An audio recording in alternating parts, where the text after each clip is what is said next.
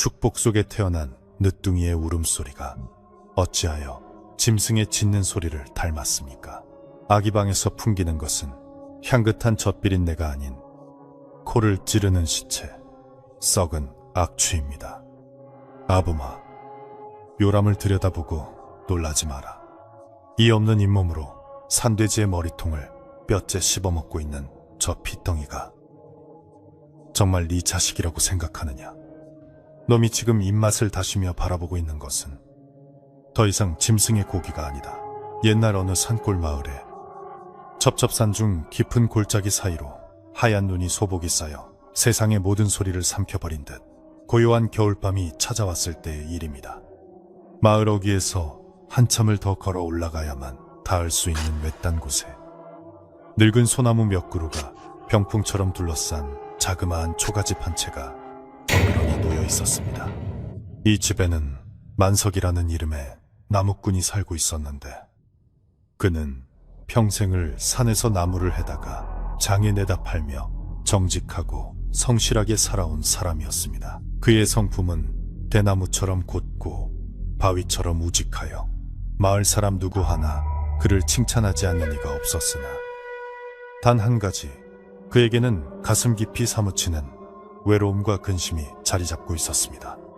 그것은 바로 머리카락이 희끗희끗해지는 나이가 되도록 슬하에 자식 하나 두지 못했다는 서글픈 사실이었습니다. 만석과 그의 아내는 10년이 넘도록 삼신할머니에게 정한수를 떠놓고 빌고 또 빌었지만 야속하게도 아이 소식은 들려오지 않아 부부의 한숨은 날로 깊어만 갔습니다. 그러던 어느 해 기적처럼 아내의 배가 불러오기 시작했고 만석은 세상을 다 얻은 듯 기뻐하며 아내를 지극정성으로 보살폈습니다. 하지만 이상하게도 아이가 뱃속에서 자라면 자랄수록 아내의 얼굴빛은 점점 흑빛으로 변해가고 몸은 눈에 띄게 야위어만 갔습니다.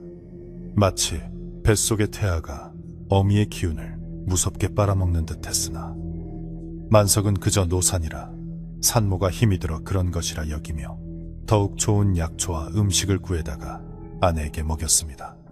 아내는 밤마다 배를 움켜쥐며 알 수 없는 통증에 시달렸지만 뱃속의 아이가 건강하게만 태어나기를 바라며 고통을 꾹 참고 견뎌내었습니다. 드디어 아이가 태어나던 날 밤 산골짜기에는 전에 없던 매서운 칼바람이 불어닥쳐 창호지 문을 덜컹거리게 만들었고 하늘에서는 주먹만한 눈덩이가 쏟아져 내렸습니다.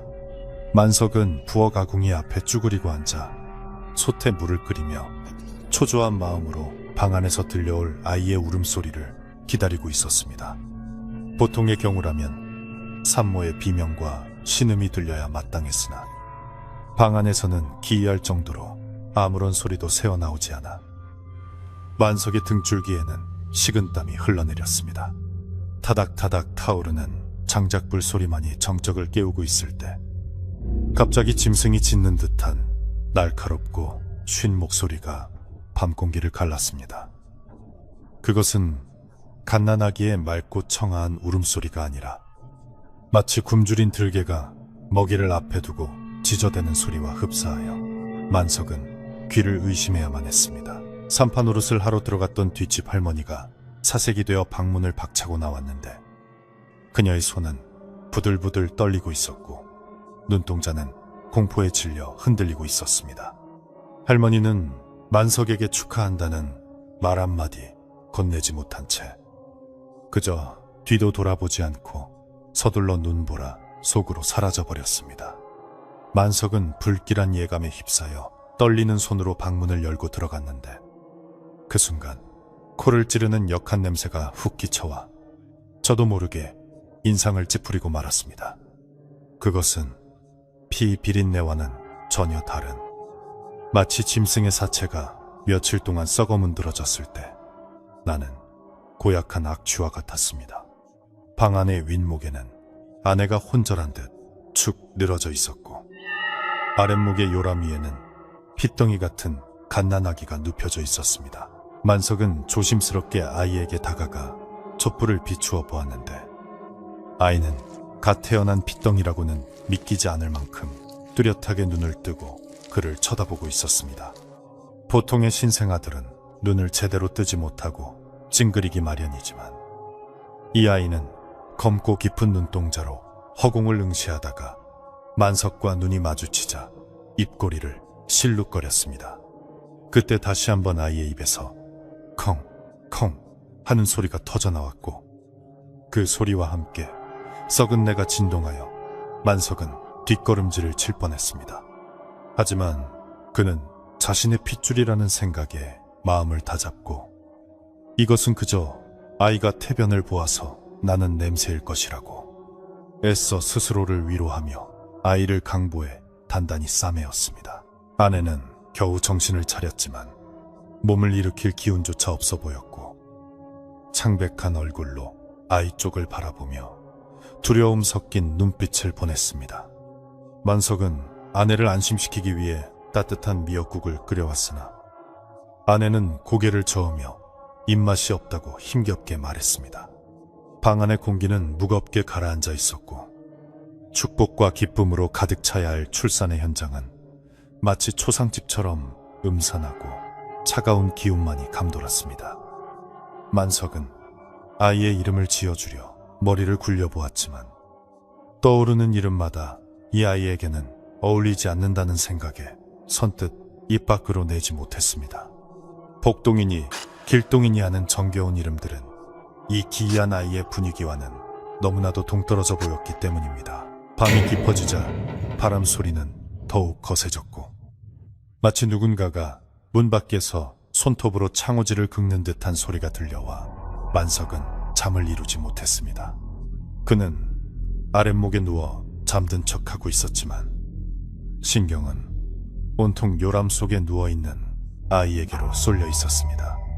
아이는 잠들지 않았는지 요람 속에서 부스럭거리는 소리를 내고 있었고 가끔씩 혀를 차는 듯한 쩝쩝거리는 소리도 들려왔습니다. 만석은 갓 태어난 아이가 젖을 찾느라 그러는 것이라 생각하고 아내를 깨워 젖을 물리게 하려 했으나 아내는 깊은 잠에 빠져 미동도 하지 않았습니다. 그는 하는 수 없이 자리에서 일어나 요람 쪽으로 다가갔고 희미한 달빛 아래 드러난 아이의 얼굴을 다시금 확인했습니다. 아이는 젖을 찾는 시냅을 하지 않고 입을 반쯤 벌린 채 가쁜 숨을 몰아쉬고 있었는데 그 숨결에서 나오는 악취가 방 안을 가득 채우고 있었습니다. 만석이 아이의 입가에 손가락을 가져다 대자 아이는 기다렸다는 듯이 입을 크게 벌려 만석의 손가락을 덥석 물었습니다. 그 순간 만석은 손가락 끝에서 전해지는 날카로운 통증에 화들짝 놀라 손을 빼냈는데 손가락에는 선명한 이자국이 남아 피가 맺혀 있었습니다. 잇몸 밖에 없어야 할 갓난아기의 입안에 무언가 딱딱하고 날카로운 것이 돋아나 있는 것 같아 만석은 등골이 오싹해졌습니다. 그는 자신의 착각일 것이라 여기며 서둘러 천으로 손가락을 감쌌지만 심장은 쿵쾅거리고 두려움은 가시지 않았습니다. 다음날 아침이 밝았지만 집안의 분위기는 여전히 어둡고 침울했으며 눈보라는 그칠 줄을 모르고 계속되었습니다. 만석은 아내를 위해 닭을 잡아 고아주려고 닭장으로 향했는데 닭장 문을 여는 순간 기이한 광경을 목격했습니다. 닭장 안에 있는 닭들이 모두 구석에 몰려 공포에 질린 채 떨고 있었고 그중 한 마리는 목이 비틀린 채 죽어 있었던 것입니다. 족제비나 담이 다녀간 흔적은 보이지 않았고 닭장 문은 단단히 잠겨 있었기에 만석은 고개를 갸웃거릴 수밖에 없었습니다. 그는 죽은 닭을 산짐승의 소행으로 치부하고 땅에 묻어주었지만 마음 한구석에는 어젯밤 아이에게 물린 손가락의 통증이 계속해서 떠올랐습니다. 아내는 젖이 잘 돌지 않아 아이에게 젖을 물리는데 애를 먹었는데 아이는 빈 젖을 빨면서도 칭얼대지 않고 끈질기게 매달려 있었습니다. 그런데 이상한 점은 아이가 젖을 빨 때마다 아내가 고통스러운 비명을 지르며 식은땀을 흘린다는 것이었습니다. 아내는 젖꼭지가 떨어져 나갈 것처럼 아프다고 호소했지만 아이는 한번 문젖을 절대 놓지 않으려 했고 그 눈빛은 어미를 바라보는 것이 아니라 마치 먹잇감을 노려보는 맹수의 눈빛과 같았습니다. 만석은 억지로 아이를 떼어놓았는데 아내의 가슴에는 피멍이 들어있었고 아이의 입가에는 붉은 핏기가 살짝 서려 있어 충격을 주었습니다. 날이 갈수록 아이의 식욕은 왕성해지는 듯 했으나 정작 아내의 저지나 미움 따위는 거들떠보지도 않고 뱉어내기 일쑤였습니다. 만석이 구해온 귀한 꿀물이나 쌀미음도 아이의 입에 들어가면 곧바로 뱉어졌고 아이는 오로지 무언가를 씹고 싶어 하는 듯 입을 오물거렸습니다. 마을 사람들 사이에서는 만석네 집에 늦둥이가 태어났다는 소식이 퍼졌지만 누구 하나 선뜻 축하하러 오는 사람이 없었습니다. 산파 할머니가 마을로 내려가 만석네 아이에게서 송장 썩는 냄새가 나고 울음소리가 개짖는 소리 같더라는 흉흉한 소문을 퍼뜨렸기 때문이었습니다. 만석은 억울하고 분한 마음이 들었지만 실제로 자신의 집에서 나는 악취를 부정할 수 없어 벙어리 냉가슴 앓듯 속만 태웠습니다. 그러던 어느 날 밤 만석은 잠결에 방문이 삐거덕거리는 소리를 듣고 눈을 떴는데 요람에 있어야 할 아이가 보이지 않았습니다. 깜짝 놀라 몸을 일으켜보니 아이는 방바닥을 기어 문지방 쪽으로 향하고 있었는데 태어난 지 열흘도 안 된 아이가 기어다닌다는 것은 있을 수 없는 일이었습니다. 만석은 헛것을 본 것인가 싶어 눈을 비비고 다시 보았지만 아이는 분명히 네 발로 짐승처럼 기어가고 있었습니다. 그는 황급히 달려가 아이를 안아 올렸는데 아이의 몸이 얼음장처럼 차가웠고 입에서는 그르렁거리는 소리가 났습니다. 만석이 아이를 요람에 다시 눕히자 아이는 아쉬운 듯 입맛을 다시며 만석을 빤히 쳐다보았습니다. 그날 이후로 만석은 밤에 잠을 편히 잘 수가 없었고 집안의 가축들이 하나둘씩 사라지거나 상처를 입는 일이 빈번해졌습니다. 처음에는 닭 한두 마리가 없어지더니 나중에는 마당에 묶어둔 개가 밤새 찢어대다가 아침에 보면 꼬리가 잘려있거나 다리를 절뚝거리는 일이 생겼습니다. 만석은 덫을 놓아보기도 하고 밤새 보초를 서보기도 했지만 범인의 그림자조차 찾을 수 없었습니다. 오직 확실한 것은 가축들이 다치거나 사라진 다음 날 아침이면 아이의 배가 유난히 불룩하고 입가에서 비릿한 냄새가 더욱 심하게 난다는 점이었습니다. 만석은 이 끔찍한 의심을 아내에게조차 털어놓지 못하고 홀로 괴로워하며 하루하루를 보냈습니다. 어느 날 오후 아내가 잠시 잠든 사이 만석은 아이의 기저귀를 갈아주다가 소스라치게 놀라고 말았습니다. 아이의 배설물에서 소화되지 않은 닭털과 작은 뼈 조각들이 섞여 나온 것을 보았기 때문입니다. 만석은 손을 부들부들 떨며 그것들을 치웠지만 이제는 더 이상 부정할 수 없는 현실이 그의 목을 조여오고 있었습니다. 내 자식이 짐승을 잡아먹는 괴물일지도 모른다는 공포가 밀려왔지만 그는 여전히 이것이 악몽이기를 바라며 아이의 얼굴을 닦아주었습니다. 아이는 그런 만석의 마음을 아는지 모르는지 천진난만하게 웃는 대신 입술을 들어올려 하얀 잇몸을 드러내 보였는데 그 잇몸 사이로 희미하게 뾰족한 무언가가 돋아나고 있는 것이 보였습니다. 겨울바람은 더욱 매서워져 산골짜기의 모든 것을 얼려버릴 기세였고 만석의 집은 고립된 섬처럼 눈 속에 파묻혀 갔습니다. 식량은 점점 줄어들고 가축들은 줄어만 가는데 아이의 덩치는 하루가 다르게 커져만 갔습니다. 태어난 지 한 달도 채 되지 않은 아이가 벌써 돌진한 아이만큼 커져 있었고 그 힘 또한 장사 못지않게 세져서 만석이 안고 있기도 버거울 정도였습니다. 아내는 이제 거의 거동조차 하지 못하고 자리에 누워만 있었는데 아이가 가까이 오면 본능적으로 몸을 웅크리고 떨었습니다. 어미로서의 모성애보다 생명체로서의 공포가 앞서는 듯 아내는 아이와 눈을 마주치는 것조차 두려워했습니다. 만석은 나무를 하러 산에 올라가서도 일이 손에 잡히지 않아 멍하니 하늘만 바라보다 내려오곤 했습니다. 그의 머릿속은 온통 집안에 있는 아이와 병든 아내 생각뿐이었고, 이 저주 같은 상황을 어떻게 해결해야 할지 막막하기만 했습니다. 그러던 중 산 아래 마을 장터에서 우연히 옛 친구를 만났는데, 친구는 만석의 안색이 너무나 좋지 않다며 걱정스러운 얼굴로 물었습니다.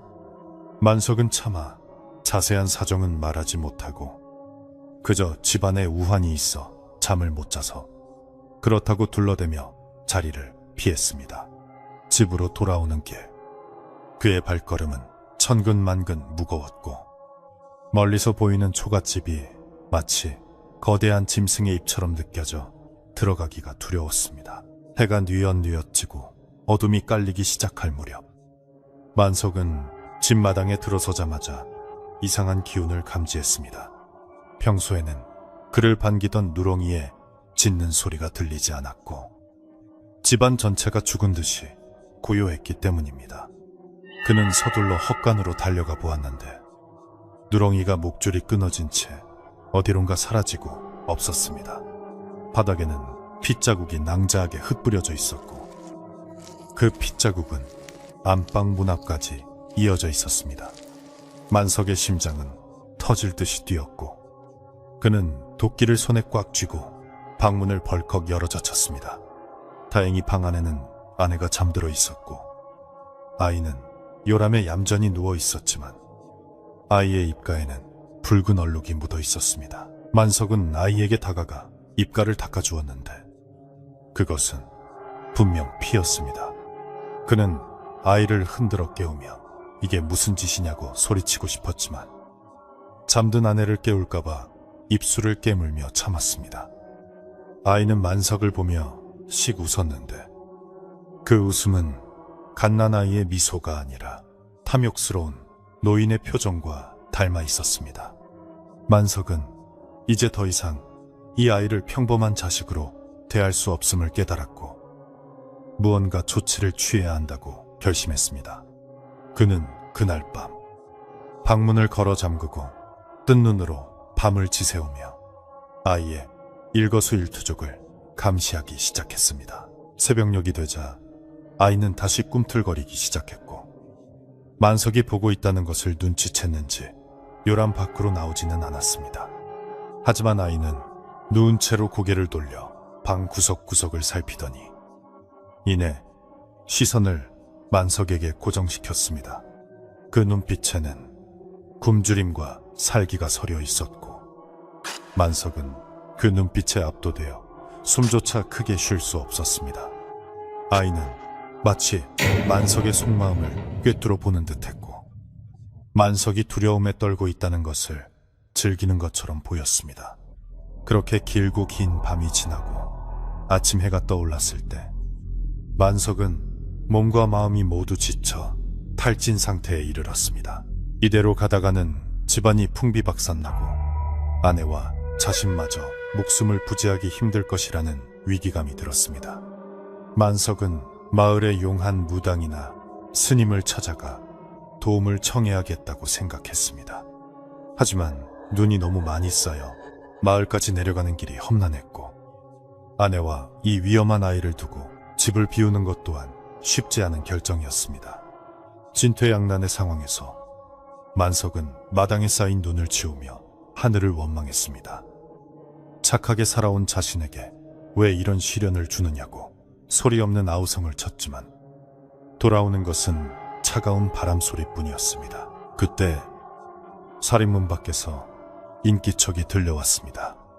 눈을 밟는 뽀드득 소리가 점점 가까워지더니 낡은 승복을 입고 지팡이를 짚은 노승 한 분이 집 앞에 멈춰 섰습니다. 노승은 만석을 보자마자 합장을 하며 인사를 건넸지만 그의 시선은 만석이 아니라 집 안쪽, 특히 안방문을 향해 고정되어 있었습니다. 노승의 표정은 심각하게 굳어 있었고 그는 대뜸 만석에게 물 한 바가지 얻어 마실 수 있겠느냐고 물었습니다.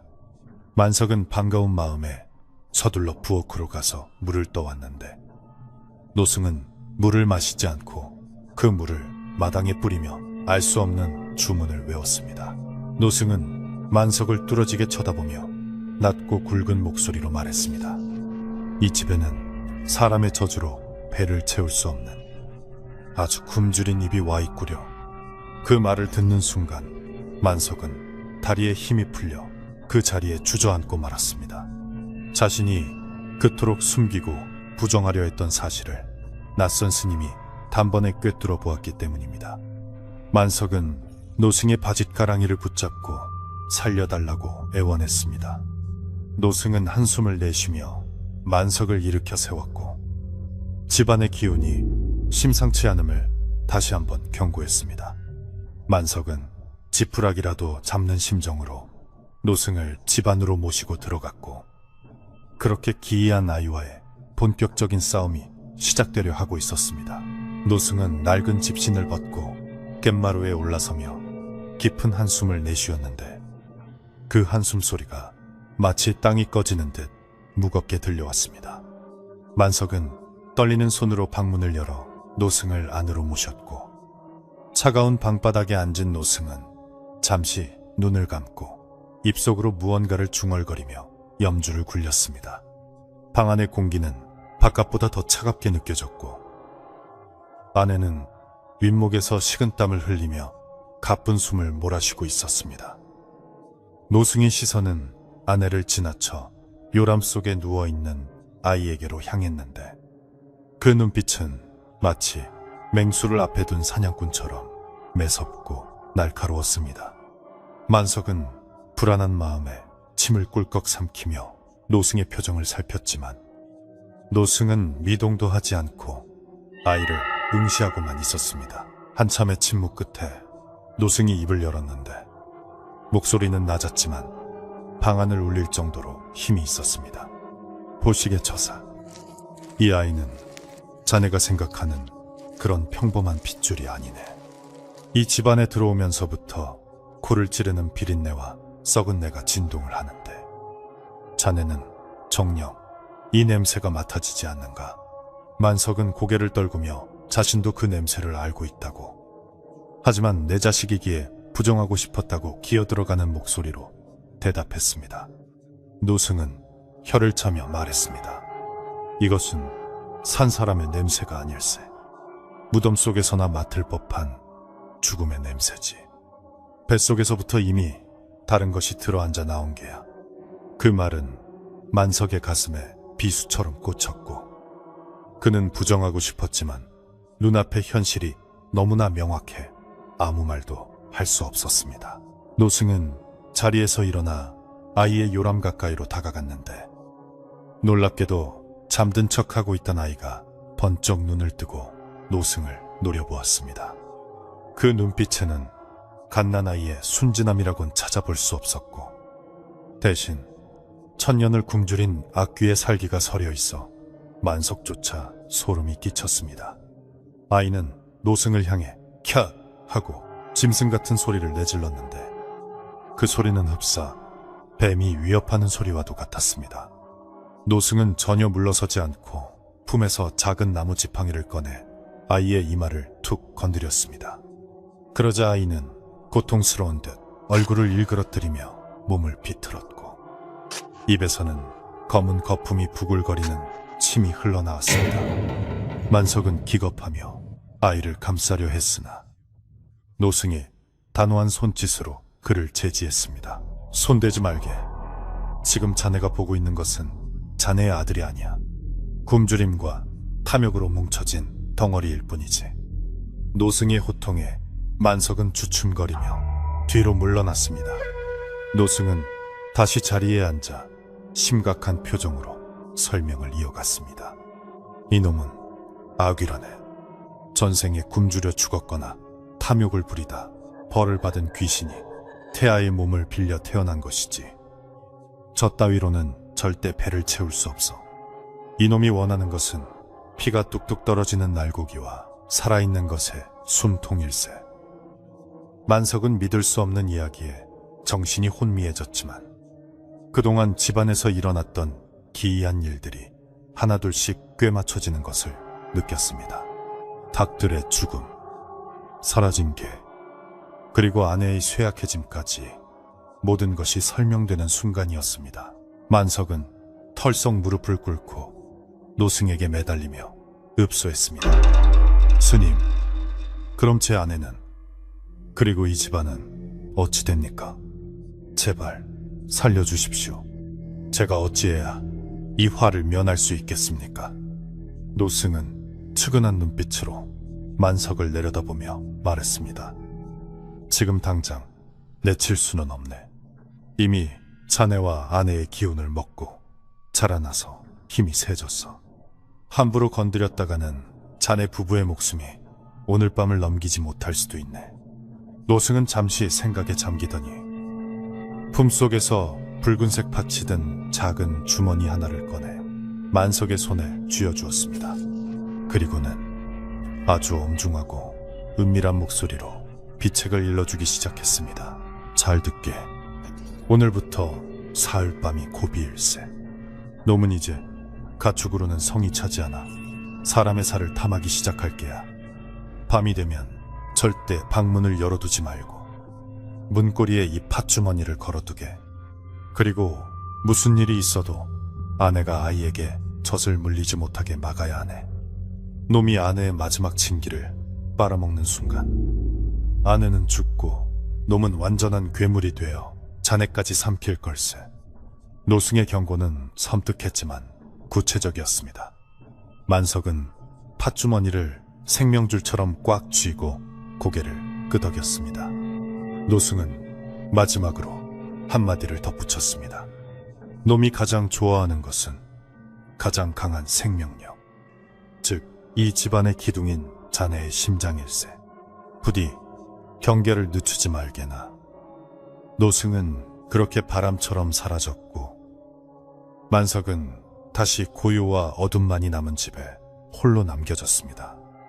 노승이 떠나자마자 잠잠하던 바람이 다시 거세게 불어닥쳤고 요람 속의 아이는 언제 그랬냐는 듯 다시 새근거리며 잠든 척을 하고 있었습니다. 하지만 만석은 이제 속지 않았습니다. 그는 아이의 고른 숨소리 사이사이로 들려오는 미세한 이가는 소리를 들을 수 있었기 때문입니다. 그 소리는 마치 맷돌을 가는 것처럼 득득거리며 신경을 긁어댔습니다. 만석은 아내의 이마에 맺힌 식은땀을 닦아주며 오늘 밤부터 시작될 보이지 않는 전쟁을 준비했습니다. 그날 밤 만석은 노승의 말대로 방문을 걸어 잠그고 문고리에 팥주머니를 매달았습니다. 그리고 아랫목에 누워 잠든 척하며 곁눈질로 아이를 감시했습니다. 자종이 넘어가자 유람에서 부스럭거리는 소리가 들려왔습니다. 아이가 일어난 것입니다. 아이는 어둠 속에서도 붉게 빛나는 눈으로 방 안을 휘 둘러보더니 문 쪽으로 기어가려 했습니다. 하지만 문고리에 걸린 팥주머니를 보자마자 화들짝 놀라며 뒤로 물러섰습니다. 아이는 낮은 소리로 으르렁거리며 팥주머니를 노려보았는데 그 표정은 억울함과 분노로 가득 차 있었습니다. 만석은 이불 속에서 숨을 죽이고 그 광경을 지켜보며 노승의 말이 사실이었음을 뼈저리게 실감했습니다. 다음 날 아침 만석은 마당에 나갔다가 끔찍한 광경을 보고 말았습니다. 돼지우리 울타리가 부서져 있었고 그 안에는 키우던 어미 돼지가 피투성이가 된 채 쓰러져 있었습니다. 돼지의 목덜미에는 짐승이 물어뜯은 듯한 거대한 상처가 있었고 뒷다리 살점은 뭉텅이로 뜯겨나가 뼈가 하얗게 드러나 있었습니다. 그런데 이상한 점은 돼지가 죽지 않고 숨이 붙어 있었다는 것이었습니다. 돼지는 고통에 몸부림치며 꾀꾀거리지도 못하고 공포에 질린 눈으로 헐떡거리고만 있었습니다. 마치 누군가가 일부러 죽이지 않고 고통을 즐기기 위해 살려둔 것 같았습니다. 만석은 참담한 심정으로 돼지의 숨통을 끊어주었고 아이의 소행이 분명하다는 생각에 분노가 치밀어 올랐습니다. 만석은 돼지의 사체를 수습하며 눈물을 흘렸습니다. 이 돼지는 내년 농사 미천이나 다름없었는데 이렇게 허무하게 잃게 되다니 하늘이 원망스러웠습니다. 그때 등 뒤에서 서늘한 시선이 느껴져 뒤를 돌아보니 방문 틈으로 아이가 자신을 내다보고 있었습니다. 아이는 입가에 묻은 붉은 자국을 혀로 핥으며 만석을 보고 씩 웃었습니다. 그 웃음은 다음은 너야 라고 말하는 듯 했습니다. 만석은 도끼를 든 손에 힘을 주었지만 차마 자신의 핏줄을 향해 도끼를 휘두를 수는 없었습니다. 그는 끓어오르는 화를 억누르며 도끼를 내려놓았고 아이는 흥미를 잃은 듯 방문을 닫고 다시 방 안으로 사라졌습니다. 집안의 식량은 바닥을 드러내고 있었고 아내의 병세는 날로 악화되어 약을 구하지 않으면 안 될 상황이었습니다. 만석은 위험을 무릅쓰고 마을로 내려가 약을 지어오기로 결심했습니다. 그는 아내에게 신신당부를 했습니다. 여보, 내가 다녀올 때까지 절대 아이에게 젖을 물려선 안 돼요. 아이가 울더라도 절대 가까이 가지 마시오. 알겠소? 아내는 힘없는 눈으로 고개를 끄덕였지만 과연 그녀가 아이의 유혹을 뿌리칠 수 있을지 걱정이 되었습니다. 만석은 서둘러 지게를 지고 눈 덮인 산길을 내려갔습니다. 발걸음을 재촉했지만 마음은 천근만근 무거워 자꾸만 뒤를 돌아보게 되었습니다. 마을 장터에 도착한 만석은 약재상을 찾아갔지만 사람들의 반응은 냉담하기 그지없었습니다. 그가 지나가는 곳마다 사람들이 코를 막으며 피했고 아이들이 모여들어 손가락질을 하며 수군거렸습니다. 저기 봐, 귀신 들린 집 양반이야. 몸에서 시체 썩는 냄새가 난대. 가축들이 밤마다 비명을 지른다면서 마을 사람들은 이미 만석네 집에서 일어나는 흉흉한 소문을 다 알고 있었던 것입니다. 만석은 수치심과 억울함에 얼굴이 붉어졌지만 아내를 살려야 한다는 일념으로 묵묵히 약재상으로 향했습니다. 약재상 주인마저도 만석에게 약을 건네주며 돈을 받는 손을 떨었고 서둘러 그를 내보내려 했습니다. 만석은 도망치듯 장터를 빠져나와 주막 구석진 자리에 앉아 국밥 한 그릇을 시켰습니다. 며칠 동안 제대로 된 끼니를 때우지 못해 허기가 졌기 때문입니다. 하지만 뜨거운 국밥이 나왔음에도 숟가락을 들 힘조차 나지 않았습니다. 주막 사람들은 만석을 힐끔거리며 자기들끼리 쑥덕거렸고 개 중에는 대놓고 들리라는 듯이 험담을 하는 이도 있었습니다. 저 양반 업보를 받은 게야. 조상묘를 잘못 썼거나 전생에 무슨 죄를 지었으니 저런 괴물을 낳았지. 만석은 그들의 말에 대꾸할 가치도 느끼지 못하고 국밥을 억지로 입에 넣었습니다. 밥알이 모래알처럼 느껴졌고 목구멍으로 넘어가는 국물은 스디쓰기만 했습니다. 그때 주막 안으로 마을의 촌장이 들어왔습니다. 촌장은 만석을 발견하고는 헛기침을 하며 다가왔습니다. 만석이, 자네 집에 대해 말이 많네. 마을 사람들이 불안해하고 있어. 그 아이 정말 괜찮은 건가? 혹시 역병이라도 돌면 큰일 아니겠나? 촌장의 말은 점잖았지만 그 속에는 마을을 위해 떠나주거나 아이를 처리하라는 무언의 압박이 담겨 있었습니다. 만석은 숟가락을 내려놓고 촌장을 올려다보았습니다. 촌장님, 제 자식입니다. 아픈 것뿐입니다. 제가 알아서 하겠습니다. 만석은 단호하게 말했지만 목소리는 떨리고 있었습니다. 촌장은 혀를 차며 돌아섰고 만석은 더 이상 이곳에 있을 수 없음을 깨달았습니다. 해질녘이 되어 다시 산길을 오르는 만석의 발걸음은 처량하기 그지없었습니다. 세상 어디에도 자신의 편은 없었고 오직 저 춥고 어두운 집과 죽어가는 아내, 그리고 괴물이 된 아이만이 그를 기다리고 있었습니다. 산 중턱에 이르렀을 때 까마귀 떼가 만석의 머리 위를 빙빙 돌며 불길하게 울어댔습니다. 만석은 까마귀들을 쫓아내며 걸음을 재촉했습니다. 집에 가까워질수록 코를 찌르는 악취가 더욱 짙어졌고 그 냄새는 이제 집 밖으로까지 새어나와 산속의 맑은 공기를 오염시키고 있었습니다. 만석은 덜컥 겁이 났습니다. 혹시 내가 없는 사이에 무슨 일이 생긴 것은 아닐까.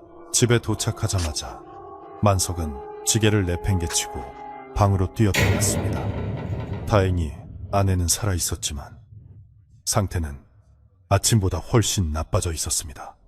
아내는 헛소리를 중얼거리며 손을 허공에 휘젓고 있었고 아이는 요람에 앉아 그런 아내를 물끄러미 바라보고 있었습니다. 만석이 들어오자 아이는 고개를 돌려 그를 쳐다보았는데 입가에 하얀 액체가 묻어 있었습니다. 만석의 가슴이 철렁 내려앉았습니다. 설마 젖을 먹인 것인가? 만석은 서둘러 아내의 옷매무새를 살폈는데 가슴 쪽에 핏자국은 없었지만 옷이 풀어헤쳐져 있었습니다. 만석은 아내를 흔들어 깨웠습니다. 여보, 정신 차려. 젖을 물린 게요. 아내는 힘겹게 눈을 뜨며 고개를 저었습니다. 아니에요. 그냥 아이가 배고파 보여서 손가락만. 아내의 말에 만석은 아내의 손을 살펴보았습니다. 아내의 검지손가락 끝이 뭉개져 있었고 피가 흐르고 있었습니다. 아이가 젖 대신 어미의 손가락을 빤 것이 아니라 씹어먹으려 했던 것입니다. 만석은 분노와 공포에 휩싸여 아이를 노려보았습니다. 아이는 입맛을 다시며 만석을 비웃듯 쳐다보고 있었습니다. 이제는 숨길 생각도 없는 듯 아이의 눈은 형형한 빛을 내뿜고 있었습니다. 만석은 노승이 준 팥주머니를 다시 확인하고 방문을 굳게 걸어 잠갔습니다. 그리고 장작을 더 가져다가 아궁이에 불을 지폈습니다. 방을 뜨겁게 달구면 음기 가득한 저놈이 힘을 못 쓸까 싶어서였습니다. 하지만 불을 지필수록 방 안에 썩은내는 열기와 섞여 더욱 역하게 퍼져나갔습니다. 만석은 수건에 물을 적셔 아내의 이마에 올려주고 자신은 도끼를 품에 안고 아랫목에 앉았습니다. 오늘 밤은 결단코 잠들지 않으리라 다짐했습니다. 밖에서는 늑대들의 울음소리가 들려왔지만 방 안에 있는 괴물에 비하면 늑대는 강아지처럼 느껴질 뿐이었습니다. 밤이 깊어지자 아이는 본격적으로 본색을 드러내기 시작했습니다. 요람에서 기어나와 방바닥을 긁으며 돌아다니기 시작한 것입니다. 네 발로 기어다니는 폼이 영락없는 짐승이었고 그림자가 벽에 비칠 때마다 기괴한 형상이 만들어졌습니다. 아이는 만석의 눈치를 살피며 아내 쪽으로 조금씩 다가갔습니다. 만석이 물러가라 하고 소리치면 잠시 멈칫하다가 만석의 눈이 조금만 흐트러지면 다시 슬금슬금 기어갔습니다. 만석과 아이 사이에 팽팽한 대치가 이어졌고 방 안의 공기는 터질 듯한 긴장감으로 가득 찼습니다. 그때 갑자기 아내가 고통스러운 비명을 지르며 몸을 일으켰습니다. 악! 내 다리! 내 다리! 만석이 놀라 이불을 들춰보니 어느새 아이가 이불 속으로 파고들어 아내의 종아리를 물어뜯고 있었던 것입니다. 만석은 이성을 잃고 아이의 뒷덜미를 잡아채어 방바닥에 내동댕이 쳤습니다. 아이는 캬 하고 소리치며 공중에서 몸을 비틀어 착지하더니 이제는 만석을 향해 이빨을 드러내고 덤벼들 자세를 취했습니다. 더 이상 자식과 부모의 관계가 아니었습니다. 그것은 먹이와 포식자, 인간과 악귀의 싸움이었습니다. 만석은 도끼를 높이 치켜들었지만 아이의 몸놀림은 상상 이상으로 빨랐습니다. 아이는 벽을 타고 뛰어올라 천장대들보에 매달리더니 위에서 만석을 내려다보며 침을 흘렸습니다. 그 침이 바닥에 떨어지자 치익 하는 소리와 함께 연기가 피어올랐습니다. 만석은 등골이 서늘해짐을 느꼈습니다. 이 좁은 방 안에서 저 날쌘 괴물을 상대하는 것은 불가능해 보였습니다. 하지만 뒤에는 병든 아내가 있었습니다. 물러설 곳은 없었습니다. 만석은 마음속으로 노승을 찾으며 이 밤이 제발 무사히 지나가기만을 간절히 빌고 또 빌었습니다. 그러나 밤은 이제 막 시작되었을 뿐이었습니다. 대들보 위에 매달려 짐승처럼 그르렁거리는 아이와 도끼를 든 채 숨을 헐떡이는 만석의 대치는 새벽닭이 울 때까지 계속되었습니다. 칠흑 같던 어둠이 걷히고 창호지 문틈으로 푸르스름한 여명이 스며들기 시작하자 천장에 붙어있던 아이는 괴로워하며 비틀거리다 바닥으로 툭 떨어져 내렸습니다. 밤새도록 살기를 내뿜으며 만석과 아내를 노리던 괴물의 형상은 온데간데 없고 다시금 핏기 없는 창백한 갓난아기의 모습으로 돌아와 요람 속으로 기어 들어갔습니다. 만석은 그 기이한 변신에 혀를 내두르며 긴장이 풀려 주저앉았지만 손에 쥔 도끼자루는 놓지 않았습니다. 밤새 공포에 떨었던 아내는 혼절한 채 식은땀을 흘리고 있었고 종아리에 난 상처는 검붉게 부어올라 도끼가 퍼지고 있음을 알렸습니다. 날이 완전히 밝았지만 집안을 감싼 무거운 공기는 조금도 가벼워지지 않았고 오히려 밤새 묵혀둔 악취가 더욱 진동했습니다. 만석은 서둘러 아내의 상처를 살폈는데 아이에게 물린 자국은 마치 불에 데인 것처럼 살이 녹아내려 있었고 그 주변으로 검은 실핏줄이 거미줄처럼 뻗어나가고 있었습니다. 그는 부엌으로 달려가 쑥을 지식여 상처에 붙이고 깨끗한 천으로 감쌌지만 아내의 신음소리는 잦아들지 않았습니다. 요람 속의 아이는 마치 아무 일도 없었다는 듯 싸근거리며 자고 있었지만 그 입가에는 아내의 피가 말라붙어 있어 지난밤의 참극이 꿈이 아니었음을 증명하고 있었습니다. 만석은 치밀어 오르는 분노를 억누르며 오늘 밤이 오기 전에 무언가 결단을 내려야만 한다고 뼈저리게 느꼈습니다. 만석은 노승이 일러준 사흘이라는 시간을 떠올리며 오늘이 바로 그 두 번째 날임을 깨달았습니다. 첫날 밤은 간신히 넘겼으나 놈의 힘은 하루가 다르게 강해지고 있었고 아내의 생명력은 꺼져가는 등불처럼 위태로웠습니다. 그는 집안에 있는 쌀독을 뒤져보았지만 바닥이 훤히 드러나 있었고 놈을 배불리 먹여 아내에게 향하는 관심을 돌릴 만한 먹거리가 전혀 없었습니다. 놈은 굶주림을 참지 못해 오늘 밤에는 분명히 아내의 숨통을 끊어놓고야 말 것이라는 불길한 예감이 들었습니다. 만석은 아내를 지키기 위해 그리고 놈의 허기를 잠시나마 달래기 위해 자신이 사냥해 두었던 멧돼지 고기를 꺼내오기로 결심했습니다. 집 뒤편 움막에는 지난 겨울 초입에 잡아두었던 멧돼지 한 마리가 통째로 얼어 있었습니다. 만석은 꽁꽁 언 멧돼지를 힘겹게 끌고 와 마당 한가운데에 내려놓았는데 그 무게가 엄청나 혼자 옮기기에 벅찼지만 초인적인 힘을 발휘했습니다. 그는 도끼로 멧돼지의 가죽을 벗기고 살점을 큼직하게 잘라내어 피가 뚝뚝 떨어지는 고기 덩어리를 그릇에 담았습니다. 짐승의 피 냄새가 퍼지자 방 안에 있던 아이가 냄새를 맡았는지 닫힌 방문을 긁어대며 끼익끼익끼익 하는 소름 끼치는 소리를 내기 시작했습니다.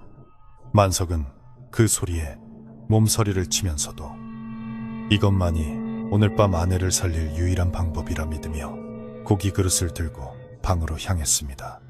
만석이 방문을 열고 고기 그릇을 방바닥에 내려놓자마자 요람에 있던 아이가 번개처럼 튀어나와 고기 그릇에 머리를 쳐박았습니다.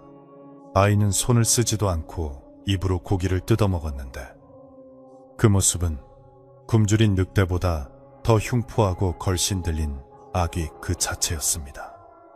쩝쩝, 우적우적, 뼈까지 씹어먹는 끔찍한 소리가 방 안을 가득 채웠고 만석은 차마 그 광경을 지켜볼 수 없어 고개를 돌렸습니다. 아이는 순식간에 고기 한 그릇을 비우고는 부족하다는 듯 만석을 올려다보며 입맛을 다셨습니다. 만석은 공포에 질려 뒷걸음질 치며 얼른 나가서 고기를 더 가져오겠다고 손짓을 했습니다. 그날 하루 종일 만석은 멧돼지 고기를 나르는 일에 매달려야 했습니다. 아이의 위장은 밑빠진 독처럼 채워도 끝이 없었고 거대한 멧돼지 한 마리가 반나절 만에 뼈만 남기고 사라지는 기적 같은 일이 벌어졌습니다. 고기를 먹을수록 아이의 몸집은 눈에 띄게 커져갔는데 아침까지만 해도 돌쟁이만 하던 녀석이 저녁 무렵이 되자 대여섯 살 먹은 아이만큼 자라 있었습니다. 더 기이한 것은 아이의 얼굴이 점점 만석의 어린 시절 모습과 닮아간다는 점이었습니다. 그것은 마치 만석의 피와 살을 훔쳐 자신의 형상을 빚어내는 듯한 섬뜩한 느낌을 주었습니다. 만석은 자신의 어린 시절 얼굴을 한 괴물이 생고기를 뜯어먹는 모습을 보며 정신이 나갈 것만 같았습니다. 해질녘이 되자 바람은 더욱 거세지고 하늘은 잿빛으로 변해 금방이라도 폭설이 쏟아질 듯 했습니다.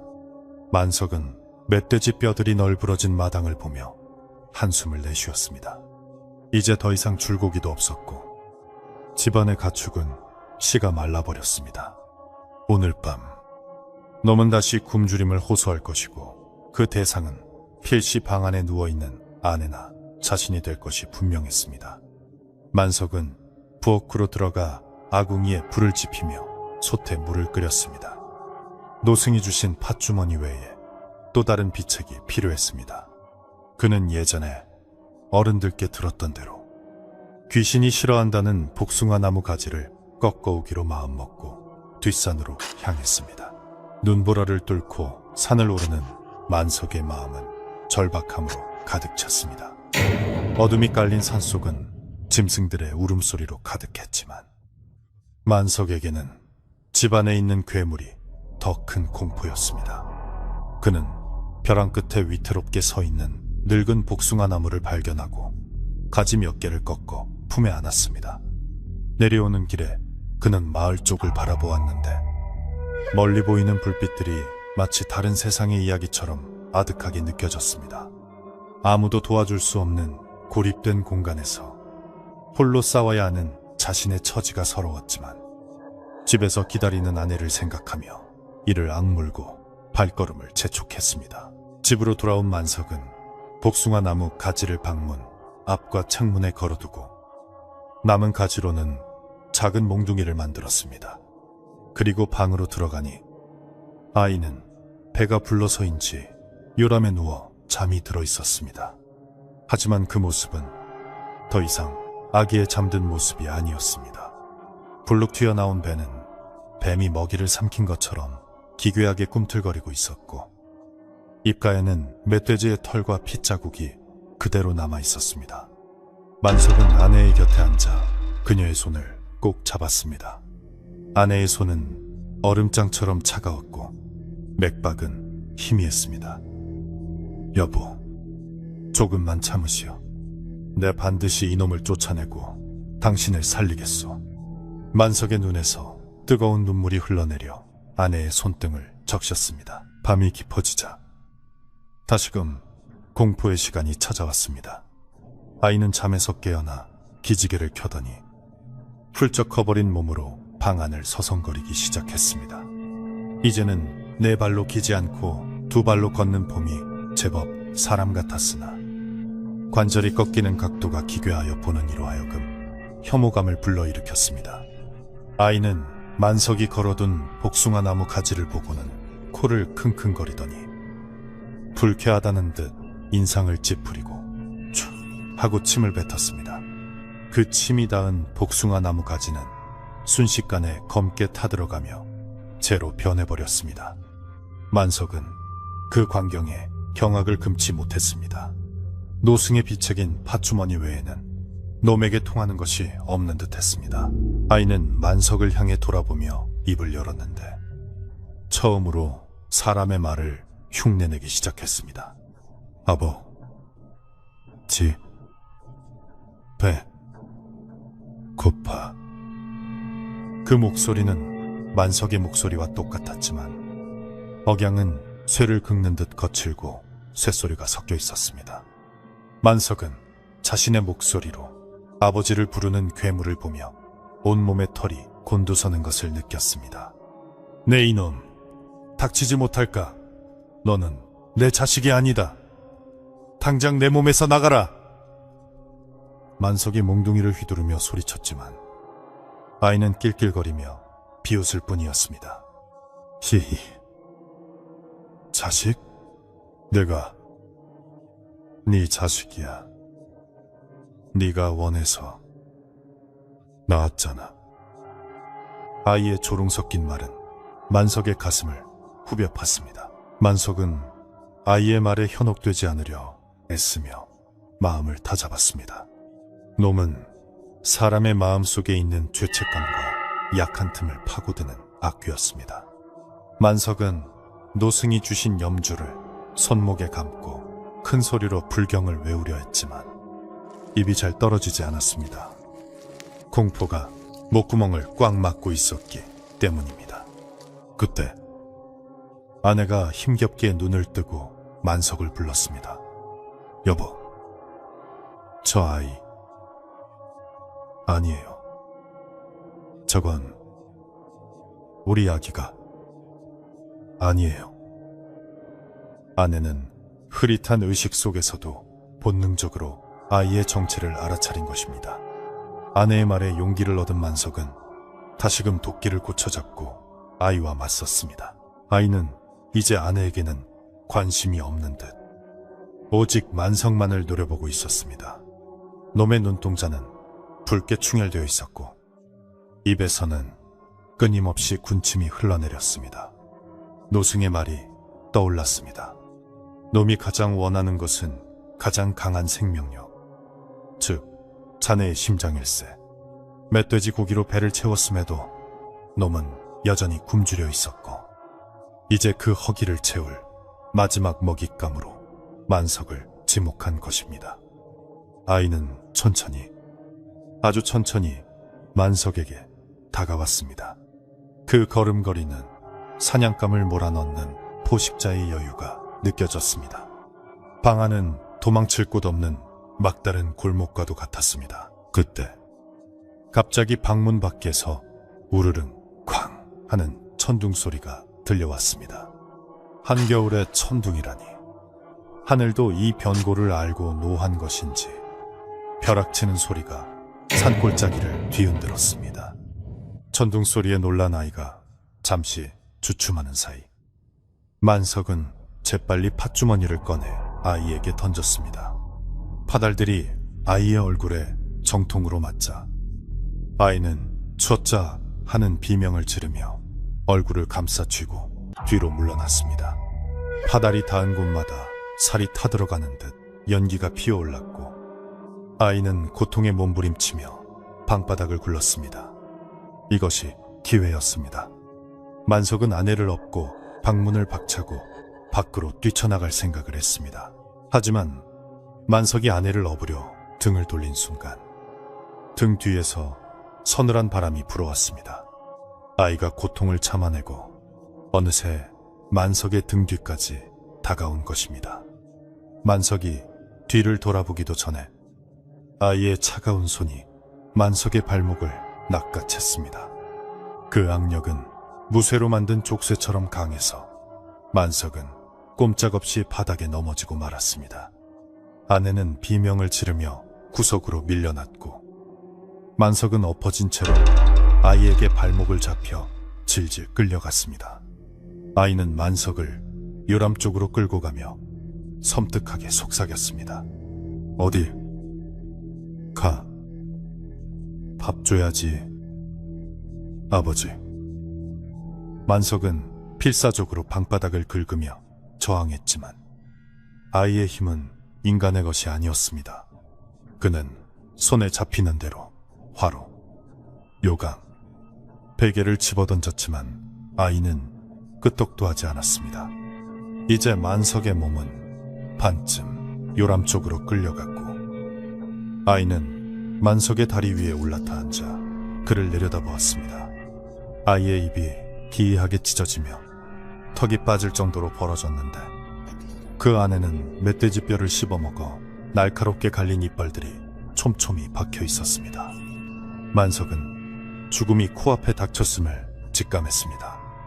이대로라면 심장이 뜯겨나가는 것은 시간 문제였습니다. 그 절체절명의 순간 만석의 눈에 아랫목 구석에 놓아두었던 낡은 낫 하나가 들어왔습니다. 낮에 멧돼지 가죽을 벗길 때 쓰고 깜빡 잊고 치우지 않은 것이었습니다. 만석은 젖먹던 힘까지 짜내어 팔을 뻗었습니다. 손끝에 차가운 쇠붙이의 감촉이 닿았습니다. 아이가 만석의 가슴을 향해 고개를 숙이며 입을 벌리는 순간 만석은 낫을 움켜쥐고 아이의 어깨를 향해 힘껏 내리찍었습니다. 푹 하는 둔탁한 소리와 함께 아이의 어깨에서 검은 피가 솟구쳤습니다. 아이는 고통에 찬 괴성을 지르며 만석에게서 떨어져 나갔습니다. 만석은 거친 숨을 몰아쉬며 몸을 일으켰습니다. 어깨에 낫이 꽂힌 채 피를 흘리는 아이는 더 이상 인간의 형상이 아니었습니다. 고통과 분노로 일그러진 얼굴은 지옥에서 기어나온 악귀 그 자체였고 온몸에서 검은 아지랑이가 피어오르고 있었습니다. 아이는 낫을 제 손으로 뽑아 던져버리고 상처 부위를 혀로 핥으며 만석을 노려보았습니다. 그 눈빛은 이제 장난기가 완전히 사라지고 오로지 살육에 대한 갈망만이 남아있었습니다. 상처는 눈 깜짝할 사이에 아물어버렸고 아이는 더욱 거대해진 몸집으로 방 안을 꽉 채우며 만석을 압박해왔습니다. 만석은 도끼를 다시 집어들고 아내를 등 뒤로 숨겼습니다. 이제 도망칠 곳도 숨을 곳도 없었습니다. 오늘 밤이 지나면 사흘째 되는 날에 아침이 밝아올 테지만 지금 이 순간은 영겁의 시간처럼 길게만 느껴졌습니다. 밖에서는 눈보라가 미친 듯이 휘몰아치며 창호지 문을 찢을 듯이 때리고 있었고 방 안에서는 인간과 괴물의 처절한 사투가 절정을 향해 치닫고 있었습니다. 만석은 마음속으로 굳게 다짐했습니다. 내 심장을 내줄지언정 아내만은 절대 건드리지 못하게 하리라. 그는 최후의 일격을 준비하며 아이의 움직임을 예의주시했습니다. 하지만 아이는 바로 덤벼들지 않고 갑자기 요람을 걷어차 부숴버렸습니다. 나무 조각이 사방으로 튀었고 아이는 그중 날카로운 나무 조각 하나를 집어들고 혀로 핥았습니다. 도구를 사용할 줄 알게 된 것입니다. 지능을 가진 괴물. 그것은 단순한 짐승보다 훨씬 더 위험하고 교활한 존재였습니다. 아이는 나무 조각을 만석에게 겨누며 천천히 다가왔습니다. 이제 만석은 힘뿐만 아니라 지혜로도 놈을 이겨내야만 했습니다. 그는 노승이 마지막으로 남긴 말, 놈은 자네의 심장을 원한다는 말을 곱씹으며 역으로 그 욕망을 이용할 방법을 필사적으로 생각했습니다. 방 안의 촛불이 바람에 흔들리며 꺼질 듯 말 듯 위태롭게 깜빡였습니다. 그림자가 길게 늘어지며 아이의 형상을 더욱 거대하게 만들었습니다. 만석과 아이의 거리는 이제 불과 두어 걸음. 숨소리조차 들리지 않는 팽팽한 정적 속에서 만석은 자신의 가슴을 활짝 열어 보이며 소리쳤습니다. 원하는 게 내 심장이냐? 그렇다면 와서 가져가 봐라. 하지만 그 대가로 내 놈도 무사하지 못할 것이다. 만석의 도발에 아이는 킥킥킥 웃으며 몸을 낮추고 도약할 준비를 했습니다. 바야흐로 생사를 건 마지막 승부가 시작되려 하고 있었습니다. 만석이 가슴을 열어젖히고 자신의 심장을 내어줄 듯 소리치자 아이는 그 도발에 잠시 멈칫하는가 싶더니 이내 탐욕스러운 미소를 지으며 입맛을 다셨습니다. 아이의 눈에는 오로지 펄떡이는 심장을 씹어먹겠다는 끔찍한 욕망만이 가득 차 있었고 그 모습은 갓난아기의 탈을 쓴 악마 그 자체였습니다. 히히. 그래. 아버지가 주는 밥 먹어야지. 아이는 쇳소리 나는 목소리로 중얼거리며 뒷다리에 힘을 주어 바닥을 박차고 만석의 가슴을 향해 총알처럼 튀어올랐습니다. 그 속도가 어찌나 빠른지 만석의 눈에는 검은 잔상만이 보일 정도였고 순식간에 아이의 날카로운 손톱이 만석의 어깨를 파고들었습니다. 만석은 어깨가 찢어지는 듯한 고통에 비명을 지를 뻔했지만 이를 악물고 참아내며 달려든 아이의 몸통을 두 팔로 와라 껴안았습니다. 이것은 자식을 안는 부모의 따뜻한 포옹이 아니라 너 죽고 나 죽자는 필사적인 속박이었습니다. 아이는 예상치 못한 만석의 반격에 당황하여 몸부림쳤지만 만석은 나무꾼으로 단련된 억센 팔 힘으로 아이를 더욱 강하게 조여맸습니다. 이놈! 네가 내 자식의 탈을 쓰고 감히 우리 집안을 능멸하려 드느냐! 만석의 고함 소리가 방 안을 쩌렁쩌렁 울렸고 아이는 만석의 품에서 벗어나려 발버둥치며 그의 가슴팍을 날카로운 이빨로 물어뜯으려 했습니다. 바로 그 절체절명의 순간 만석은 품속에 감춰두었던 노승의 염주를 꺼내어 아이의 목에 단단히 감아버렸습니다. 염주알이 아이의 목 피부에 닿자마자 치 하는 소리와 함께 타는 냄새가 진동했고 아이는 고막이 터질 듯한 괴성을 질러댔습니다. 뜨거워. 이거 풀어. 아버지, 잘못했어요. 아이는 고통을 이기지 못하고 만석의 목소리를 흉내내며 애원하기 시작했습니다. 그 목소리는 너무나도 처절하고 애처로워서 만석의 마음을 순간 흔들리게 했지만 그는 곁에 쓰러져 있는 아내의 창백한 얼굴을 보며 마음을 다잡았습니다.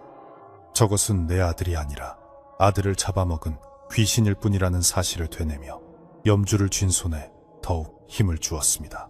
아이는 염주에 묶인 채로도 힘이 장사여서 만석을 이리저리 흔들어댔고 그 충격으로 방 안의 세간살이가 박살나고 장판이 찢겨나갔습니다. 만석은 젖먹던 힘까지 짜내어 아이를 제압하려 했지만 인간의 힘으로 악귀를 감당하기에는 역부족인 듯 점차 힘이 빠지기 시작했습니다. 아이는 그 틈을 타 만석의 목덜미를 물어뜯으려 입을 크게 벌렸는데 그 입안에서는 검붉은 도끼가 뿜어져 나와 만석의 눈을 맵게 만들었습니다. 만석은 흐려지는 의식 속에서 마지막 비책을 떠올렸습니다. 노승이 주었던 팥주머니에서 쏟아져 나와 바닥에 흩어져 있던 붉은 파달들이 눈에 들어왔습니다. 만석은 한 손으로 아이의 목을 누른 채 다른 한 손으로 바닥에 떨어진 파달들을 한 줌 움켜쥐었습니다. 그리고는 자신을 향해 벌린 아이의 입안으로 파달들을 거칠게 쑤셔 넣었습니다. 먹어라! 내 놈이 그토록 원하던 밥이다! 이 부정한 짐승아! 파달이 목구멍으로 넘어가자 아이의 눈이 뒤집히며 몸이 활처럼 휘어졌습니다. 양기가 가득한 붉은 팥은 음기덩어리인 아귀의 뱃속에서 불처럼 타오르며 놈의 내장을 뒤집어 놓았습니다. 아이는 비명을 지르지도 못한 채 꺽꺽거리는 소리만을 내뱉으며 바닥을 굴렀고 그 입에서는 검은 연기가 쉴 새 없이 뿜어져 나왔습니다. 방 안은 순식간에 검은 연기로 가득 차 한 치 앞도 분간할 수 없게 되었고 매캐한 냄새가 코를 찔러 숨조차 쉬기 힘들 지경이었습니다. 만석은 아내를 보호하기 위해 그녀 위로 몸을 숙였고 검은 연기는 천장으로 솟구쳐 오르며 기괴한 형상을 만들어냈습니다.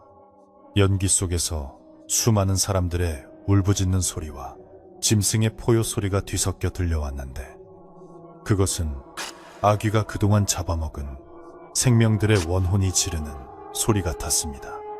검은 연기 덩어리는 아이의 몸에서 완전히 빠져나와 공중에 둥둥 떠다니며 만석을 향해 저주 섞인 말을 내뱉었습니다.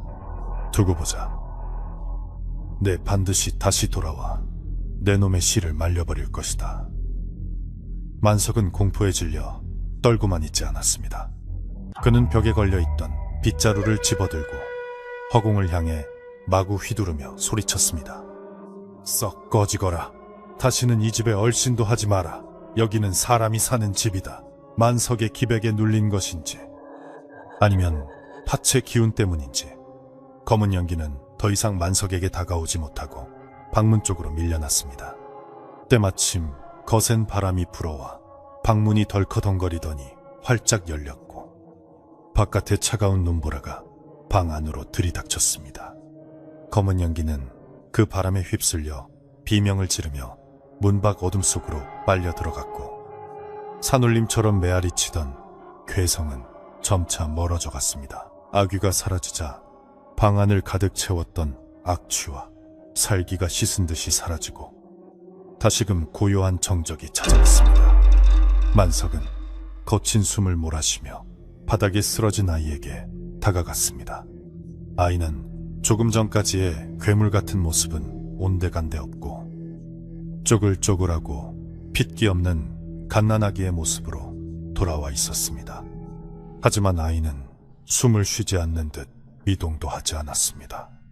만석은 떨리는 손가락을 아이의 코 밑에 대보았는데 다행히 아주 희미하게 남아 따뜻한 바람이 느껴졌습니다.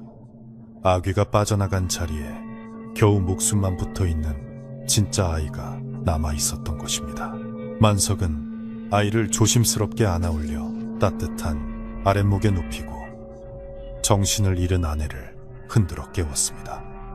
여보, 이제 다 끝났소. 그놈이 나갔소. 우리가 이겼소.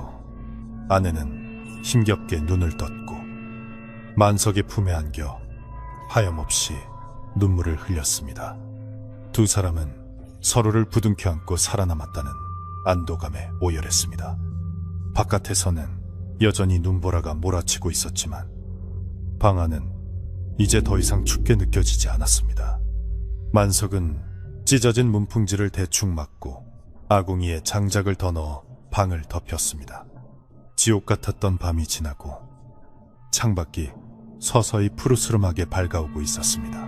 날이 밝자마자 마을 사람들이 하나둘씩 만석네 집으로 몰려들기 시작했습니다. 지난밤 천둥소리와 괴상한 비명소리를 듣고 걱정이 되어 올라온 것이었습니다.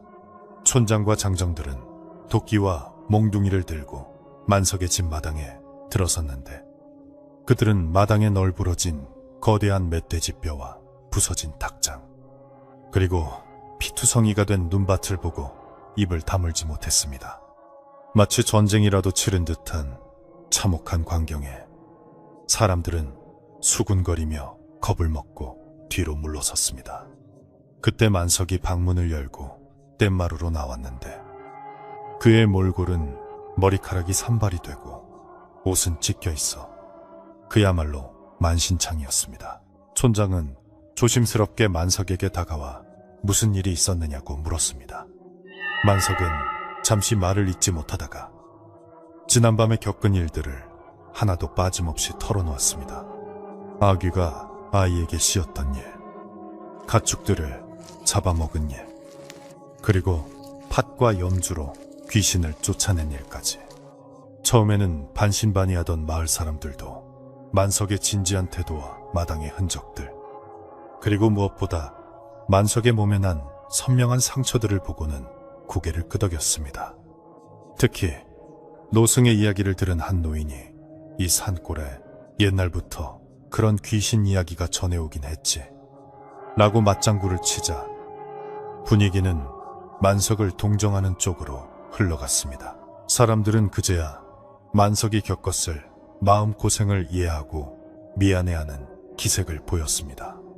촌장은 장정들에게 지시하여 마당의 뼈와 핏자국을 치우게 했고 아낙네들은 집에서 가져온 곡식과 반찬을 부엌에 놓아두며 만석을 위로했습니다.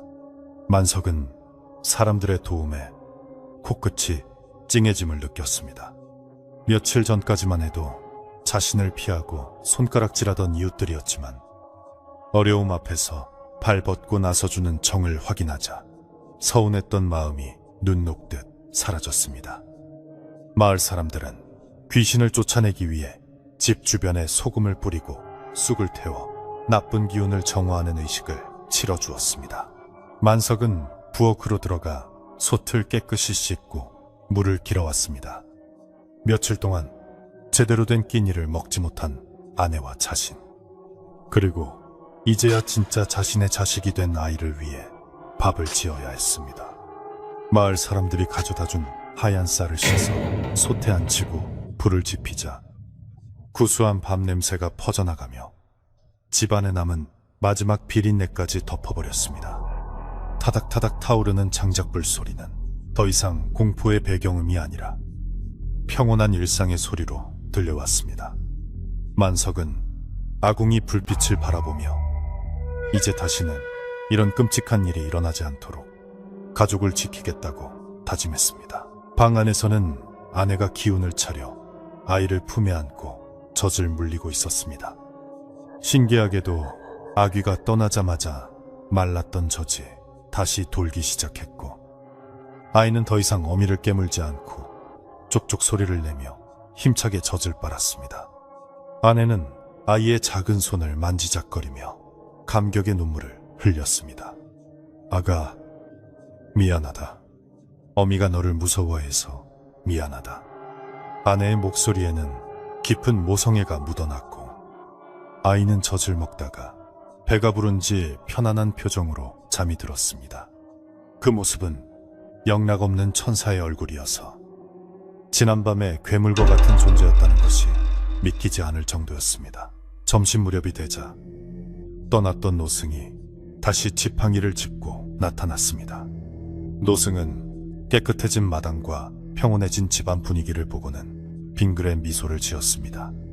만석이 맨발로 뛰어나가 노승에게 큰 절을 올리자 노승은 만석의 어깨를 두드리며 말했습니다. 자네의 용기가 가족을 살렸네. 그 아귀는 이제 영영 돌아오지 못할 걸세. 노승은 아이의 이마에 손을 얹고 축원을 해주었는데 아이는 방긋 웃으며 노승의 손가락을 잡았습니다. 노승은 이 아이는 큰 시련을 이겨내고 태어났으니 앞으로는 튼튼하고 복 있는 사람으로 자랄 걸세라는 덕담을 남겼습니다. 마을 사람들은 노승에게도 감사의 인사를 전하며 만석네 집 마당에 멍석을 깔고 가져온 음식들을 나누어 먹었습니다. 비록 화려한 잔치상은 아니었지만 삶은 감자와 김치, 그리고 갓 지은 밥과 막걸리 한 사발이 오가는 자리는 그 어떤 잔치보다 풍성하고 따뜻했습니다. 사람들은 만석에게 술 한 잔을 권하며 그동안의 오해를 풀었고, 만석은 쑥스러운 듯 웃으며 술잔을 비웠습니다.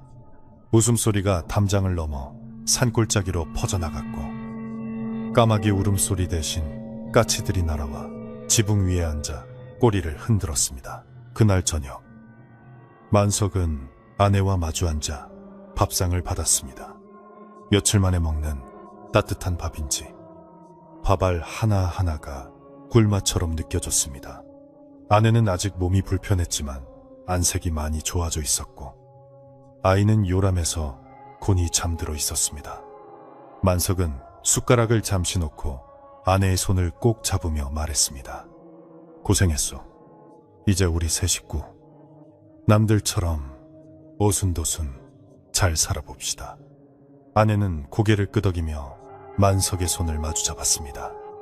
방 안가득 퍼진 밥 냄새와 사람의 온기가 차가웠던 벽을 녹이고 진한 상처를 어루만져 주었습니다. 만석은 식사를 마치고 마당으로 나와 밤하늘을 올려다보았습니다.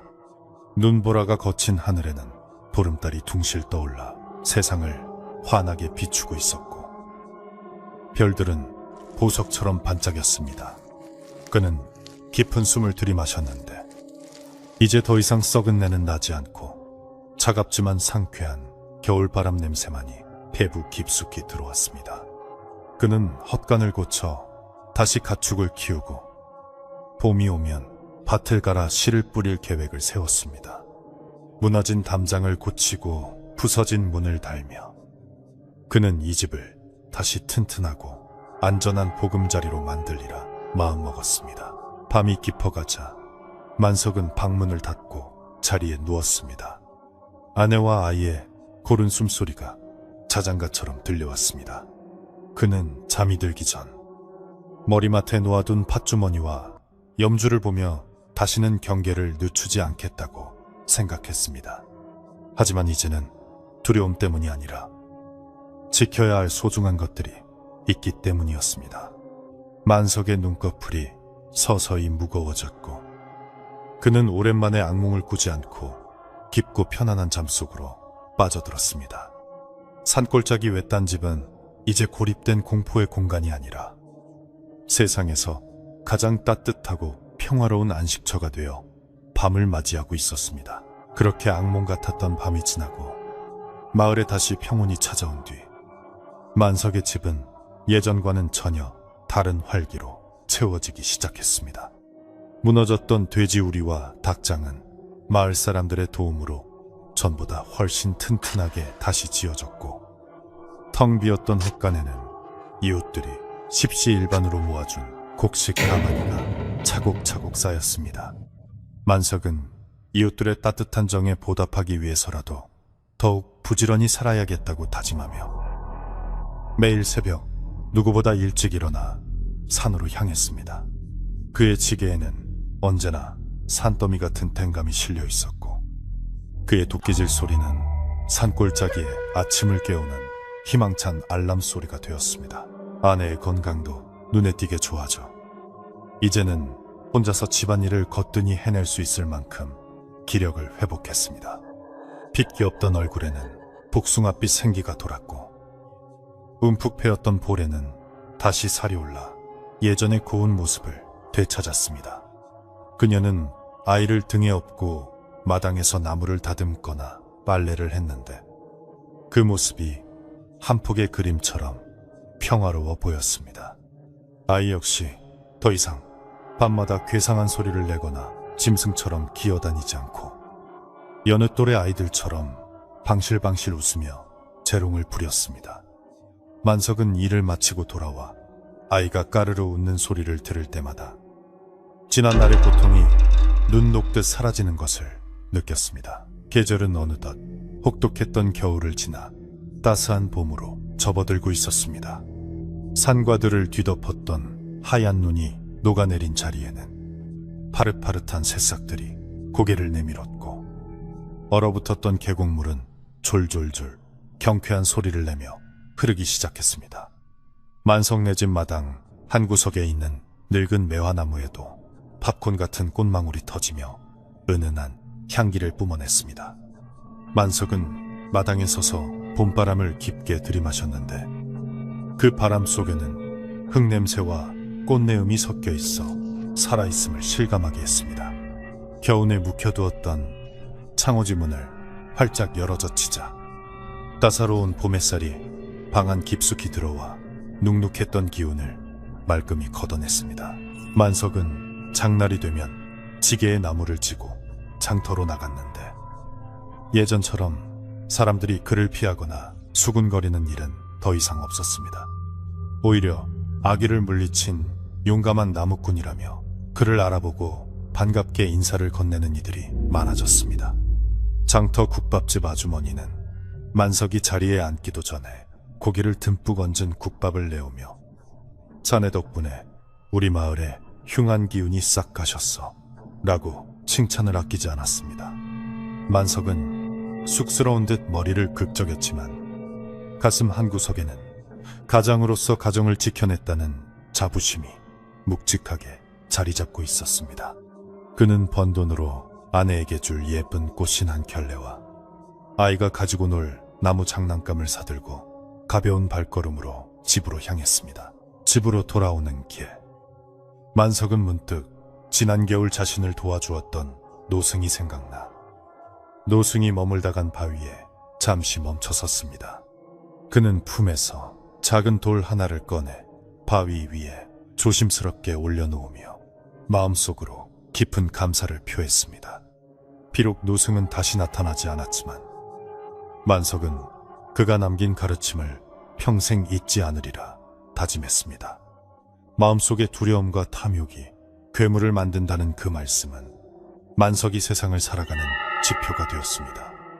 그는 이제 더 이상 눈에 보이지 않는 것들을 두려워하지 않게 되었고, 자신의 의지와 사랑으로 어떤 시련도 극복할 수 있다는 믿음을 갖게 되었습니다. 저녁 무렵 만석이 살인문을 들어서자 누렁이의 새끼 강아지가 꼬리를 치며 반갑게 달려나왔습니다. 지난번 병고로 어미 개를 잃은 후 이웃집에서 분양받아온 강아지였습니다. 녀석은 마당을 루쿵거리며 뛰어다니는데 그 모습이 어찌나 귀여운지 만석의 입가에는 저절로 미소가 번졌습니다. 닭장 안에서는 암탉들이 알을 품고 있었고, 돼지우리에는 통통하게 살이 오른 새끼, 돼지 2마리가 꿀꿀거리며 먹이를 달라고 아우성이었습니다. 죽음의 그림자가 드리워졌던 집안은 이제 생명력 넘치는 활기로 가득 차 있었고, 어디를 둘러봐도 풍요로움이 묻어났습니다. 아내는 부엌에서 저녁밥을 짓고 있었는데 굴뚝에서 피어오르는 하얀 연기가 저녁 노을과 어우러져 평화로운 풍경을 자아냈습니다. 구수한 된장찌개 냄새와 노릇하게 구워지는 생선 냄새가 마당까지 퍼져나와 만석의 허기진 배를 자극했습니다. 만석은 부엌으로 들어가 아내의 등 뒤에서 슬며시 안아주며 오늘 하루도 고생 많았소 라고 속삭였습니다. 아내는 수줍게 웃으며 어서 씻고 오세요. 밥 다 됐어요 라고 대답했습니다. 이런 소소하고 평범한 일상이 얼마나 소중하고 감사한 것인지 만석은 뼈저리게 느끼고 있었습니다. 방으로 들어온 만석은 아이를 번쩍 안아 올렸습니다. 아이는 아빠 하고 서툰 말로 그를 부르며 뽀르르 웃었습니다. 만석은 아이의 맑고 투명한 눈동자를 들여다보며 지난날 그 눈 속에 서려있던 붉은 광기를 떠올렸지만 이제는 그 흔적조차 찾아볼 수 없었습니다. 아이의 이름은 복이 들어온다는 뜻으로 복동이라 지었는데 이름 덕분인지 아이는 잔병치레 한 번 없이 무럭무럭 자라나고 있었습니다. 만석은 복동이의 볼에 까칠한 수염을 비비며 장난을 쳤고 아이는 간지럽다며 몸을 비틀면서도 아빠 품을 파고들었습니다. 그 따뜻한 체온은 만석에게 세상 그 무엇과도 바꿀 수 없는 행복이었습니다. 저녁 밥상은 소박하지만 정성이 가득 담긴 음식들로 채워졌습니다. 갓 지은 하얀 쌀밥에 김이 모락모락 피어올랐고 텃밭에서 갓 따온 상추와 풋고추, 그리고 보글보글 끓는 된장찌개가 입맛을 돋우었습니다. 세 식구는 둥근 밥상머리에 둘러앉아 오순도순 이야기를 나누며 숟가락을 부지런히 놀렸습니다. 여보, 내년에는 밭을 좀 더 넓혀서 콩이랑 수수도 심어봅시다. 만석의 말에 아내는 고개를 끄덕이며 그래요. 복동이 동생도 생기면 더 넓은 집도 지어야겠네요. 라고 웃으며 답했습니다. 미래를 꿈꾸고 계획할 수 있다는 것, 그것이야말로 진정한 평화의 증거였습니다. 식사를 마친 후 만석은 툇마루에 앉아 밤하늘의 별을 올려다보았습니다. 산골 마을의 밤은 일찍 찾아왔고 사방은 고요한 정적에 휩싸였습니다. 풀벌레 소리가 자장가처럼 들려오고 가끔 바람이 대나무 숲을 스치는 소리가 사하하고 들려왔습니다. 만석은 곰방대에 불을 붙여 한 모금 깊게 빨았다가 내뱉었는데 하얀 연기가 허공으로 흩어지는 모습을 보며 지난날의 악몽도 저 연기처럼 모두 사라졌음을 다시 한번 확인했습니다. 그는 이제 어떤 어둠이 찾아와도 두렵지 않았습니다. 그의 곁에는 사랑하는 가족과 그들을 지켜낼 든든한 용기가 있었기 때문입니다. 밤이 깊어지자 아내가 찐 감자와 시원한 식혜를 내왔습니다. 두 사람은 달빛 아래 나란히 앉아 간식을 나눠 먹으며 도란도란 예지하기를 나누었습니다. 만석이 당신, 그때 내가 도끼 들고 설칠 때 무섭지 않았소? 하고 묻자 아내는 무섭긴요. 우리 서방님이 천하장사 같아서 든든하기만 했는걸요. 라며 농담을 던졌습니다. 두 사람의 웃음소리가 밤 공기를 타고 은은하게 퍼져나갔습니다. 집 뒤편 산기본에서는 소쩍새가 구슬프게 울었지만 그 소리조차 이제는 처량하게 들리지 않고 그저 자연의 일부로 평온하게 느껴졌습니다. 잠자리에 들 시간이 되자 만석은 요를 깔고 이불을 폈습니다. 따뜻한 아랫목에 복동이를 눕히고 그 옆에 아내와 자신이 나란히 누웠습니다. 창호지 문 너머로 은은한 달빛이 스며들어 방안을 아늑하게 비추었습니다. 만석은 잠든 아이의 이마를 쓰담쓰담 해주며 나직한 목소리로 말했습니다. 우리 복동이, 꿈속에서도 무서운 거 만나지 말고 예쁜 꽃밭에서 뛰어놀 거라. 아이는 꿈을 꾸는지 입맛을 다시며 방긋 웃었습니다. 아내도 만석의 어깨에 머리를 기대며 편안한 숨소리를 내기 시작했습니다. 만석은 천장을 바라보며 오늘 하루를 되돌아보았습니다. 평범한 하루였지만 그 평범함 속에 깃든 기적 같은 행복에 감사했습니다. 그는 눈을 감고 노승이 가르쳐준 연부를 마음속으로 짧게 외웠습니다. 그것은 귀신을 쫓기 위함이 아니라 이 평화가 오래도록 지속되기를 바라는 기원이었습니다. 그의 심장 박동 소리가 규칙적이고 묵직하게 들려왔고 그 소리는 옆에 누운 아내와 아이의 숨소리와 어우러져 아름다운 화음을 만들어냈습니다. 집안의 모든 것이 제자리를 찾았고 모든 근심 걱정이 사라진 완전한 휴식이 그를 기다리고 있었습니다. 어느새 바람 소리도 잦아들고 세상 모든 것이 잠든 깊은 밤이 되었습니다. 만석의 의식도 서서히 흐려지며 꿈나라로 향했습니다. 꿈속에서 그는 넓고 푸른 들판에 서 있었고 그곳에는 건강하게 자란 복동이와 환하게 웃는 아내가 그를 향해 손짓하고 있었습니다. 만석은 그들을 향해 힘차게 달려갔고 따스한 햇살이 그의 온몸을 감싸 안았습니다. 그것은 악몽이 끝난 자리에 찾아온 영원히 깨고 싶지 않은 달콤하고 포근한 꿈이었습니다. 옛 이야기 속의 만석인의 가족은 그 후로도 오랫동안 그 산골 마을에서 건강하고 행복하게 잘 살았다고 합니다. 복동이는 자라서 마을을 지키는 훌륭한 장사가 되었고 만석과 아내는 백발이 될 때까지 서로를 아끼며 해로했다고 전해집니다. 어두운 밤이 지나면 반드시 밝은 아침이 오듯이 시련 뒤에는 반드시 더 큰 축복이 기다리고 있다는 사실을 그들은 삶으로 증명해 보였습니다. 지금도 그 산골 마을에 가면 만석이 심어놓은 매화나무가 봄마다 흐드러지게 피어나 그들의 따뜻했던 이야기를 전해주고 있다고 합니다. 자, 이제 이야기의 끝자락에 다다랐습니다. 오늘 밤 여러분의 머리맡에도 만석네 집 아랫목 같은 따스한 온기가 깃들기를 바랍니다. 무서운 꿈은 모두 저 멀리 사라지고 고요하고 평화로운 기운만이 이불자락을 덮어주어 편안한 잠을 잘 수 있을 것입니다. 창밖의 바람 소리가 자장가가 되어 여러분을 깊은 잠의 세계로 인도할 것입니다.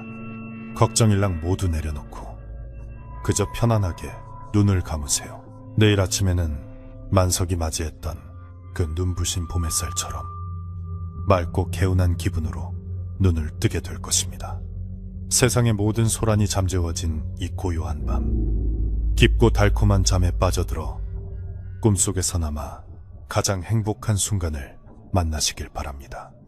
평온한 밤, 안녕히 주무세요.